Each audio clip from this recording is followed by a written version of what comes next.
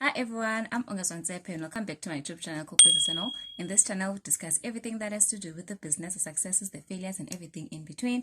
And in today's video, we are going to be talking about the INUKA Skin combo. So let's get into it. So the INUKA Skin combo is made up of two products, namely the skin clearing and the miracle oil.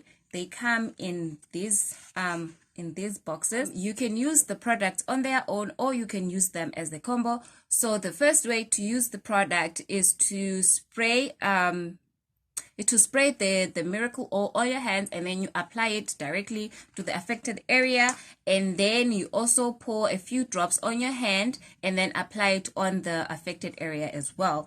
Or what you could do is you can take an empty container, a spray bottle preferably, you can take an empty container and then you mix those two products in that container, and then you shake it and then you spray on your hands and then apply on the affected area. Also at the back of the product, there is more information about the product and how you can actually use the product, so you can also read that and follow those instructions, but I was showing how I use the products. Also, the same applies when you are using the big skin combo. You can use it in the same way.